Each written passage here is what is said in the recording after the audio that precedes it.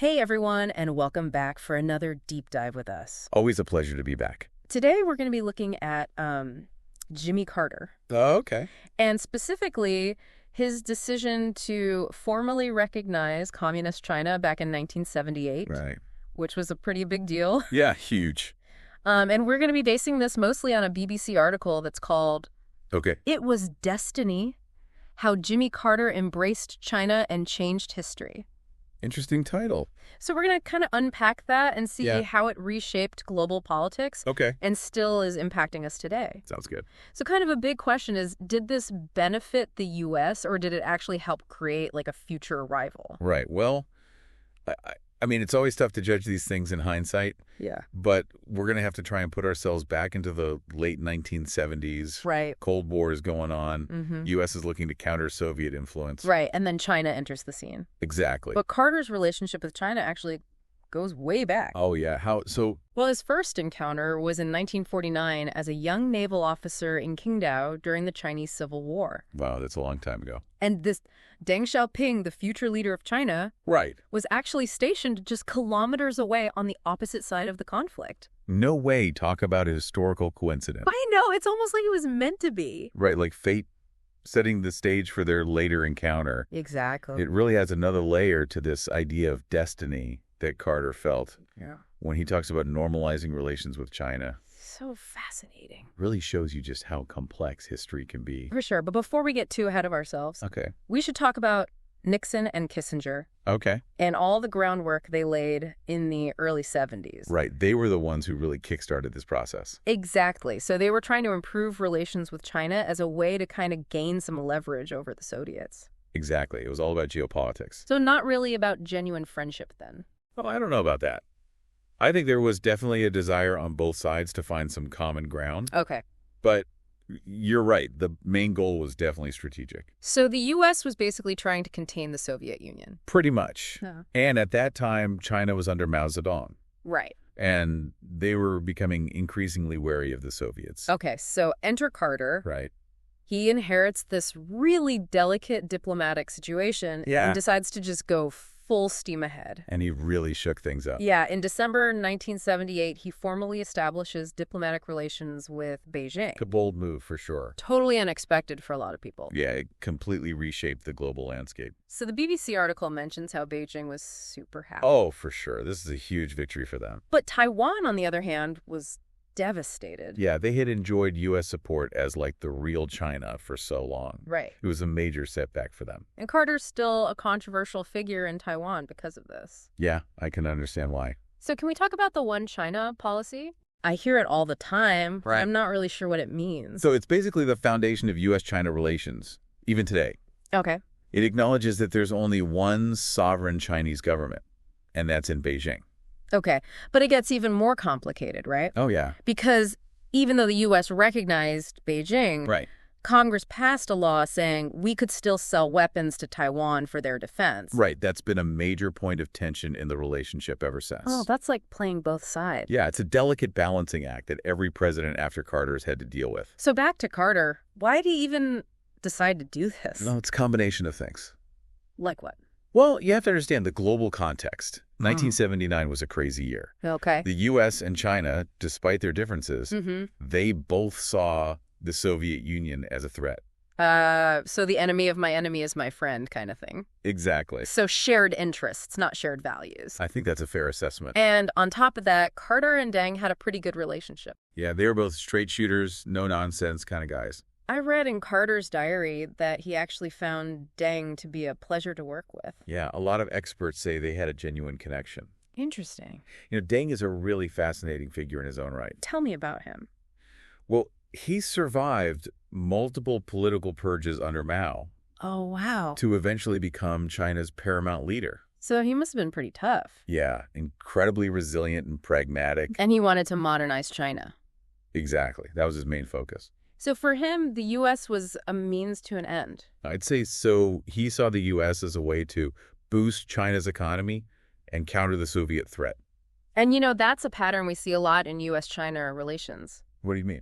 Well, China often uses the relationship to achieve their own goals. That's a really good point. So the question is, was Carter being a little naive and trusting Deng? It's definitely something to consider. Yeah. And as we go deeper into this, Yeah. we'll see how it all played out. All right, so we set the stage. We've talked about the Cold War, Nixon and Kissinger and Carter and Deng. Right. Now I want to know what happened next. How did this decision actually play out? Exactly. How did it affect everyday people in both countries? Those are the real questions.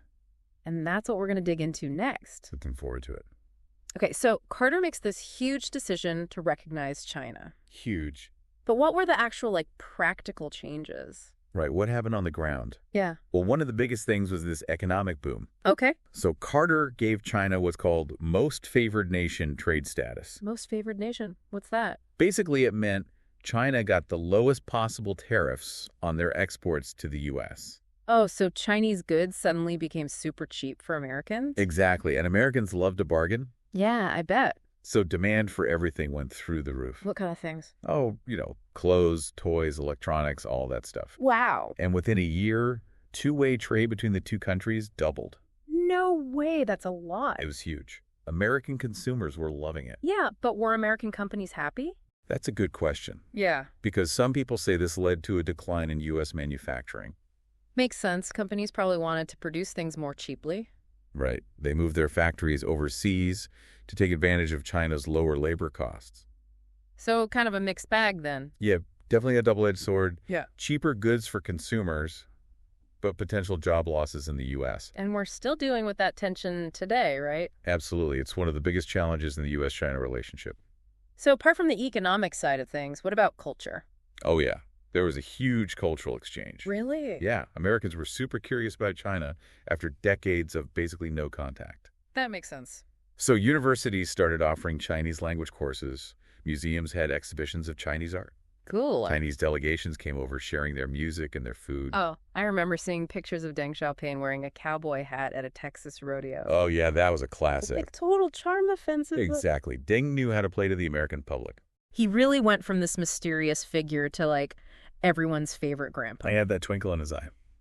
I love that during his White House meeting with Carter, they actually talked about being stationed in Qingdao during the Civil War. Wow. Imagine that. Right. Two former enemies, now leaders of their countries, reminiscing about a time when they were fighting each other. So crazy. Really shows the power of diplomacy. Totally. But it couldn't have all been smooth sailing, right? Of course not. Like any relationship, there were bumps along the way. Like what? Well, one of the biggest issues was human rights. Ah, yeah, that's a tricky one. Always has been. And the article mentions that Carter basically took this approach of patience. Patience, Mina. Well, he thought that engaging with China and encouraging gradual reform would be more effective than yelling at them. Okay, I can see that. But some people criticized him for being too soft on China. Right, putting politics before principles. Exactly.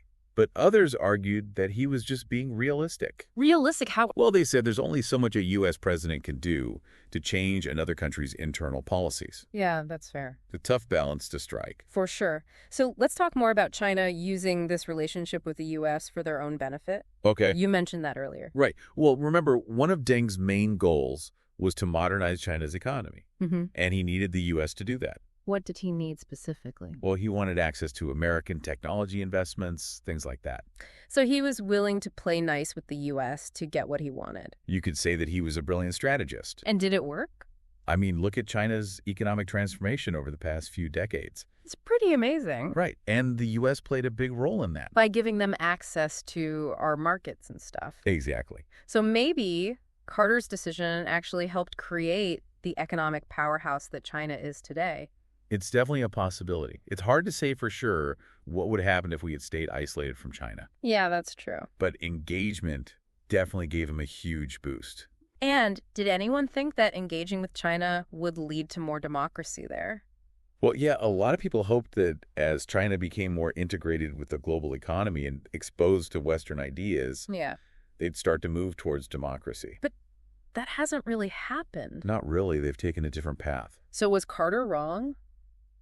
It's hard to say his decision had both positive and negative consequences. Like a complicated puzzle. Exactly. And to really understand the legacy of his China policy, Yeah. We need to look at the long-term implications, not just the immediate impact. So how did it shape the global landscape, and how does it affect things today? Exactly. And that's what we're going to talk about in the final part of our deep dive. So we've seen how Carter's decision really opened the door to this whole new era of U.S.-China relations. And it wasn't all sunshine and roses, right? Definitely not. Things got more complicated as time went on. Especially in the later years of Carter's life. Yeah, when China really started becoming a global power. Right. And that's when Xi Jinping came to power in 2012.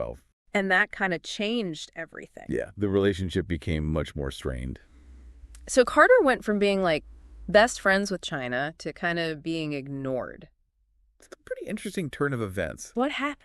Well, under Xi Jinping, China became a lot more assertive. Okay. Less tolerant of outside opinions, especially on things like human rights. So all that patience and engagement that Carter was pushing for, Yeah. it didn't really work anymore. Not as well. China wasn't this, eager student anymore. Right. They were a major power. Now they didn't need the U.S. as much. And they weren't afraid to show it. Right. I read that during Carter's last visit to China in 2014, Yeah. he was basically snubbed by the government. Yeah, he was denied access to certain universities and events. Ouch, that's gotta hurt. It was a clear sign that things had changed. Yeah, that the warm, fuzzy feelings from Deng Xiaoping's time were gone. Exactly. And it shows you that personal relationships can only go so far in international relations. Right. National interests always come first. So looking back, was Carter just naive to think he could push China towards democracy? I think you have to remember the historical context. Right. Back then, China was coming out of the Cultural Revolution. They were desperate for stability and growth. And Carter thought opening up to the West would lead to democratic reforms. That was the hope, But it didn't really happen. not to the extent that people expected. So where does that leave us today? Well, U.S.-China relations are super complex. Yeah, an understatement. And honestly, the future's kind of uncertain. So what have we learned from all of this? I think the biggest lesson is that engaging with China is a long game, Okay. and it's constantly changing. What worked in the past might not work now. Exactly. We need to be realistic about China's ambitions. They have their own vision for their place in the world. Right. And we can't assume they'll just follow our lead. Well, how do we move forward then? We have to engage with them on their own terms. Meaning? We need to understand their history, their culture, their political system. So no more trying to force them to be like us. It's not about that. But we can't just ignore human rights issues either, right? Of course not. But we need to be smart about it. Find a balance between our interests and our values. Exactly. It's a delicate balance. Well, this has been a fascinating journey. It really has. We've learned so much about U.S.-China relations. From the early days of engagement to the challenges we face today. And it all started with Jimmy Carter. One man's decision that changed the world. It's crazy to think about the ripple effects of that decision. Absolutely. So what do you think? What? Was Carter's approach ultimately successful? That's a tough one. It is. I guess it depends on how you define success. Right. But it definitely had a lasting impact on both countries and the world. Well said, and it leaves us with a lot to think about. Definitely. What lessons can we learn from Carter's experience? How can we navigate this crucial relationship in the 21st century? It's a question worth pondering. Absolutely. Well, that's all the time we have for today. Thanks for having me. It's been a pleasure having you as always. Likewise. And thanks to everyone for listening and joining us on this deep dive into history. Until next time. Keep exploring. And keep learning.